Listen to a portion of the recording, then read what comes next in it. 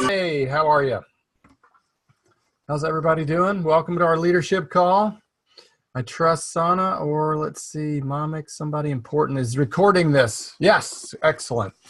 So welcome aboard. I was playing the OJs, one of the R&B bands from the 70s who were singing about money. And that's what we're going to talk about today.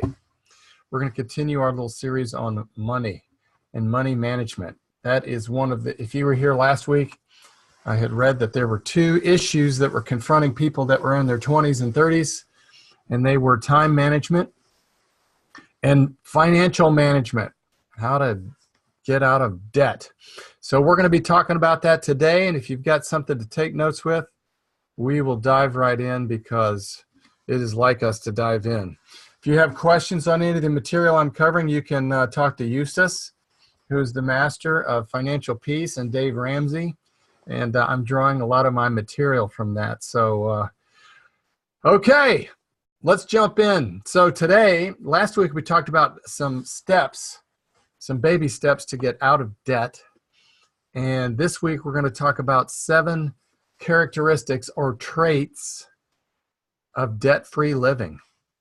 7 traits of people who live debt-free, what they do, how they think. And if you're going to be a leader, as many of you are, in fact, all of you are, it pays well to have your finances in order because it's difficult to be a leader and then be completely out of control with your money management. People tend to not follow you if you can't handle it well. So I went to the Dave Ramsey website. Did anyone have a chance to go to the website? Raise your hand if you had a chance to go check out what was there on daveramsey.com. Maybe read an article, sign up for his newsletter. Anybody? Well, you're all blacked out, so who knows? But I'll cover some stuff, regardless if you went or not. He does highlight 2 different families in one of his blogs that I thought was sort of interesting. Now, both of them, I got to tell you their story briefly. Both of them are $40,000 in debt when they begin the process that we talked about last week of the baby steps of getting out of debt. Well, family number 1 manages to pay off $40,000 in debt in 2 years, and their annual income is $35,000 US. So you're like, wow. How did that happen? Well, they did that little debt snowball that I talked about. They started the emergency fund. They built that out. If you don't know what I'm talking about, listen to last week's recording. So they did a great job, family number 1. So good job, family number 1. Now, family number 2 makes $100,000 a year as a couple, but they cannot even make a dent in the same amount of debt. Which is, you're like, wait a minute, that makes no sense. One family has an annual income of $35,000, the other has $100,000 coming in, and they can't reduce their debt. Well, why is that? Let's talk about it. One family is working hard to become debt-free, and they have a different mentality toward money. The other family, family number 2, is making the same mistakes that they've been making for years. So why is that? One of the most likely reasons is that the second family has created a habit of overspending. Now, I won't have you raise your hand, but some of you might be good at overspending. You see something, you gotta have it, and you gotta have it now. So that is a problem because most of us are on budgets. See, you can earn a great income, but if you probably spend beyond your budget, if you have one, that leaves you with less money and causes lots of tension around the house, especially if you're married. It adds an extra double layer of strain and stress on the marriage. So that's a difficult way to live. And the people who overcome the stress of being in debt realize that they've got to handle money differently and make lifestyle changes. One thing that Dave Ramsey says, which I wholeheartedly agree, is your personal finances, it's 80% behavior and 20% in your head, okay? 80% behavior, what your habits are, your spending habits, and 20% what you actually know about money management. So as I've told you before, I am not a master money manager. I can't give you great advice on where to put your money and how to invest because that's not what I do. That's not my area of expertise. That is an area of mild competence. So I actually got a financial manager, a wealth management guy and I chose Merrill Lynch, and our guy does a great job. I encourage all of you, as you're getting started in careers, to talk to somebody or find a financial manager. So that's a big step. Somebody that you trust that you can work with. All right, so let's talk about these traits of people who are living debt-free. Number one, they are countercultural, which sounds odd. They are countercultural. Now, what does that mean? That means despite everything that they hear, these people realize that being in debt or using debt is not a tool. Debt is not a tool. That's the big point there. Debt is not a tool. Now, when I was growing up and much younger, I heard you have to have a credit card to survive. You can't go to university without student loans.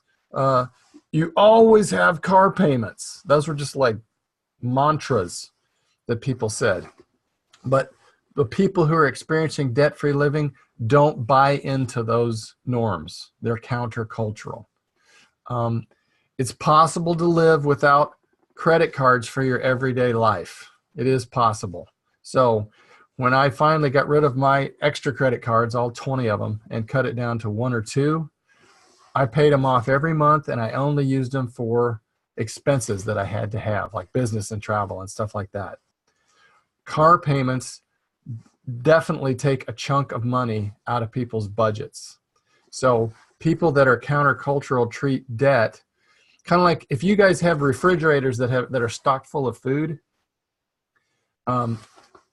It's kind of like debt is like leftovers at the back of the refrigerator, right? So whether it's debt or a week-old meatloaf, they get rid of it because that gets gross back there. So debt is kind of normal here in the U.S. So be weird, be countercultural. Don't be in debt. Get out of debt as soon as possible using the steps we talked about last week. So that's the first thing, is that you don't have to buy into everything that you hear. And that's what we hear a lot in the U.S. All right, number 2, the second trait that people that are debt-free have, and this is big, they use self-control. And I've talked about that. They use self-control.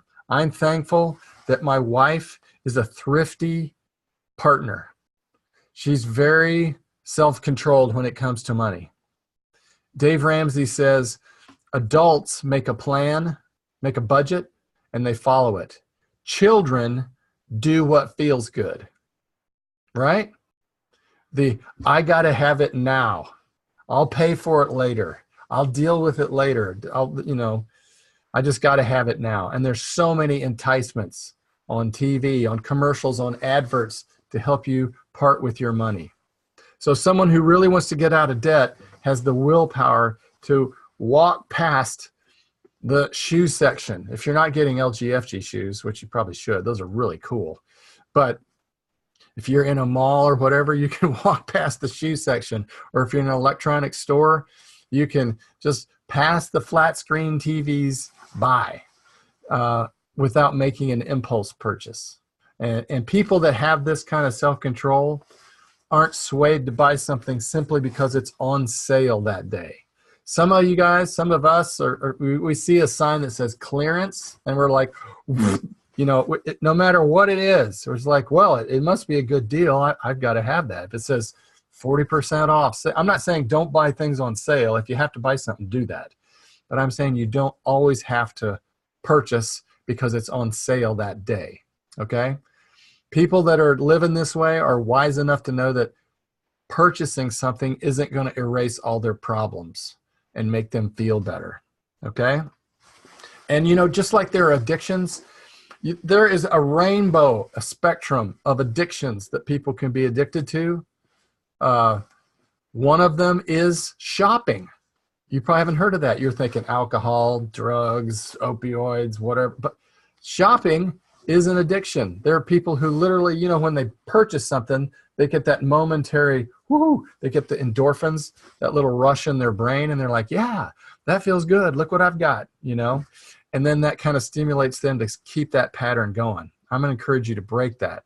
People who are debt-free are willing to wait. They're willing to work hard. They're willing to save for things. All right, so that's number 2. That was a big one. Number 3, this sounds weird, but people who are debt-free are confident. They're confident. They believe in their money plan, and I'm going to encourage you guys to put together some kind of a household budget. And people like this, they're confident. They don't care what other people think of them. They're fine driving an older car. You know, I don't know how many car commercials we have on TV when I'm watching an American football game, but there are just hundreds of trucks and cars and music, and it's like, wow, that really would be fun to have a new car. But we don't buy a new car very often, my wife and I. When we buy a new car, we make sure that we've got all kinds of money to pay for it, and we pay in cash for the car, which the salesman's like, what? You're doing what? You don't want to finance it with credit? We have easy credit. I'm like, no, I don't want to pay interest. We're going to pay in cash. So that stuns them. But they're happy that they made the sale. But we go in knowing what we want. We've waited for it. We drive our cars until they literally are falling apart, okay? Or you know, a couple of years ago, my wife had a wreck, so we had to get a new car. All right, be smart. But if we have to have at least 100,000 to 120,000 miles on our car before we think about turning it in. And I would love to have a new car every couple of years, like most Americans, but that is a way to be in debt. So be confident enough to not worry about what other people think. And that kind of mental discipline frees up all kinds of money to attack debt and to live much better later on. Every time that you pay off a debt using the system we talked about last week, your confidence grows by leaps and bounds. So you got to be confident.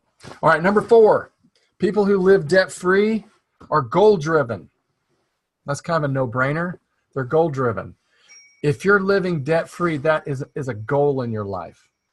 So people keep that goal in front of them. I know some of you have vision boards and little goals up in your workspaces. That's totally cool. One of your goals might be to reduce and get rid of all your debt. Okay, so I would encourage you to make that a goal. And most people that are in debt and want to get out of debt get kind of pissed off about it, and that leads to point number 5. They are intense about getting out of debt. They are intense. If you don't associate any pain with being in debt, you will not change. The only way people make change typically in their life is through pain. Do you understand that? Pain is a great motivator, according to Tony Robbins. So if you're feeling, just like if you're feeling overweight, or if you go up 8 stairs and you're like, you're winded, you have to get angry about it. You have to get intense about getting back in shape and losing weight. You have to use that pain to your advantage.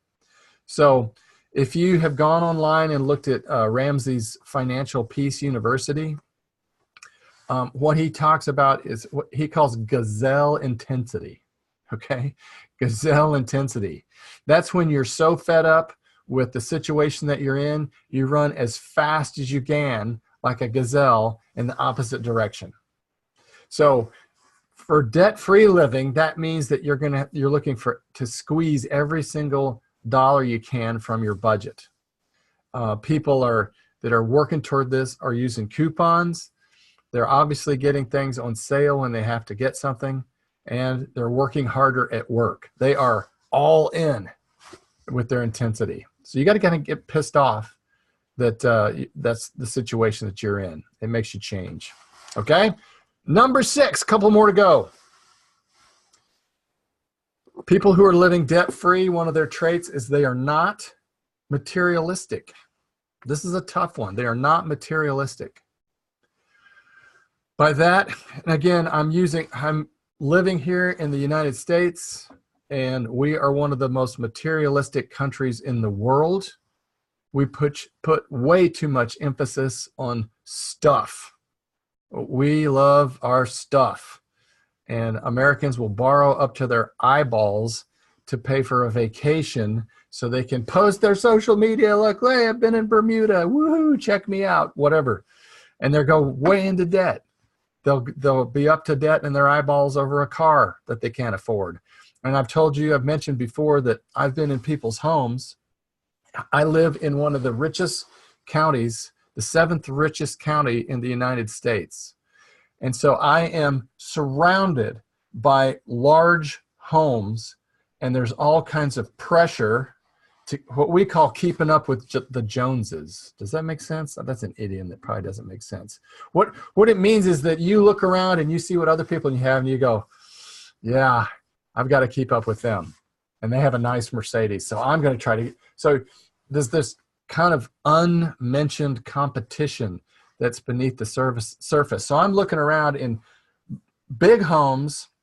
I see families, and we just, this almost made us puke, but we go to we sent our kids to a public school, Brentwood High School, and the per capita income is pretty high.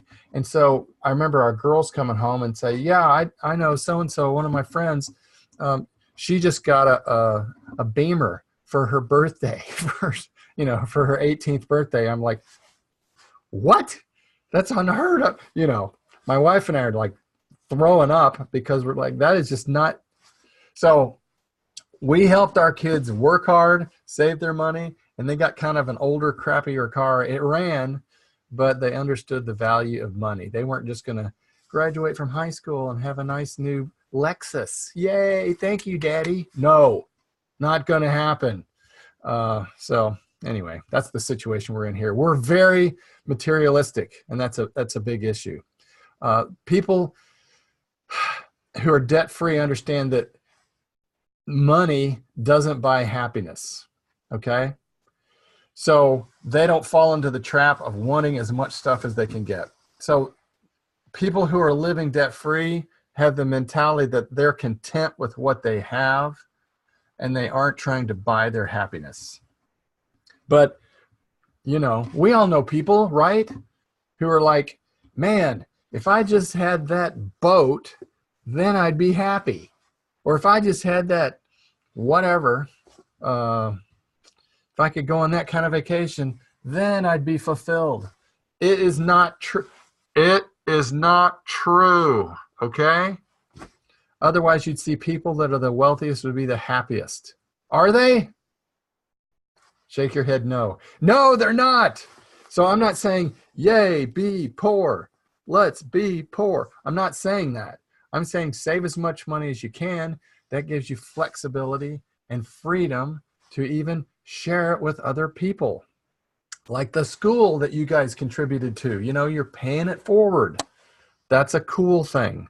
So having money is a good thing, but you've got to be careful it doesn't control you.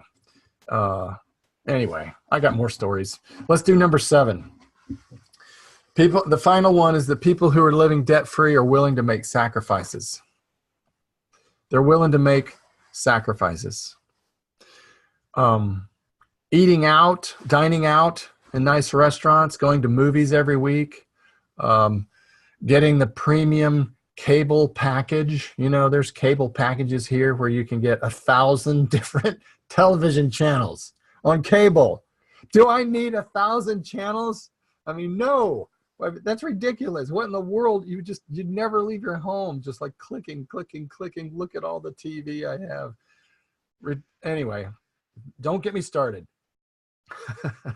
These are the kind of things a person might have to avoid, that they might have to avoid rather. I'm sitting there reading my notes while avoiding being debt free. So keep in mind, if you're trying to get out of debt, you can write this down. Budget cuts are temporary. All right? Budget cuts are temporary. If you need to tighten your belt a little bit financially, that doesn't mean your whole life it's going to be like that if you're working hard. It just means right now, based on what I have and where I want to be, I need to make some budget cuts. And once that debt is gone, there's more room in your budget for the dinner and a movie and, you know, a little bit more expensive lifestyle. But I know people who are like, yeah, we eat out 5 times a week. I'm like, okay, that's cool. And that's fine if they've saved and it's part of their budget. But most people don't even pay attention. They have no budget. So I'm going to encourage you to do that. All right? So those are 7 things that a master of watching people that were in debt get out of debt. The people who are out of debt, that's the traits they had. They are countercultural. They don't follow the norms. They use self-control. They're confident. They're goal-driven. They're intense about getting out of debt. They're not completely absorbed by materialism. And they're willing to make sacrifices. Does that make sense? Yes, it does. So, and if you've read your Bible today, I encourage you to do that. There's a saying that you may have heard. This is also not true.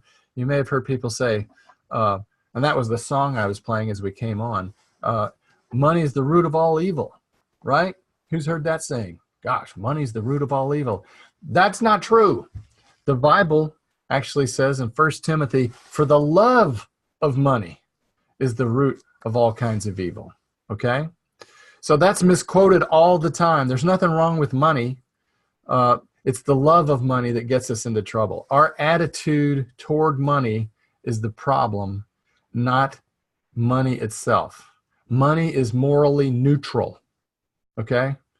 It's not like, ooh, money. I mean, no one is going to like get a down payment on a suit when you take the order and go, oh, yuck, look at money. No, not at all. There's nothing wrong with that. So continue to work hard, save hard, but I would suggest a couple things. Make sure you start to think about setting up some kind of budget for yourself. And secondly, if you are sitting there trying to pay off minimums on credit cards and you're in debt, then work hard. Go back to our last recording and listen to that, or go to the daveramsey.com and check out his Facebook page or website, as Eustace mentioned last week. It's a great way it's so much fun to work hard and not have debt and creditors and that bad feeling hanging over you. It puts so much extra pressure on you and on your relationships. Okay? So, anybody have a thought or a question or some input for me this week? We may even talk about this next week because I'm on a roll now. I'm just all gazelle intense about helping you guys get out of debt. So, anybody? Okay. Nice. So maybe this week, a little baby step that you take is that you just go, you know what? I really want this particular item. I'm just going to wait a week or 2 and see if it still makes sense for me logically. Because sometimes if you just put off that impulse, that's a great baby step. Check it out later emotionally and see if you still need it. All right. So use some discipline, move forward, keep working hard. I want to congratulate a couple folks as we wrap up here. We've got I was looking at our contacts, our booking buddies, Rebecca and Erwin, 2 trainees with 165 and 151 contacts recently. That's really good. And Jenny right behind at 150. So the veteran there. And also in total bookings, Levi had 16. Chris Lorenzo, 15, and Georgie Z with 11. So good job. Yay. Woo, Boogie Buddies. And then on activities, I also wanted just to yay. That's good. Be happy. You're muted. Do what you want. Also on the activity points, I've got Alexandra with 228 points. Charles doing the hammer throw at 212. And Revo with 205. So you guys are burning it up. Keep up the good work, and we will talk again. All right? Good. Carry on. Have a pleasant week. Back to the OJs. Good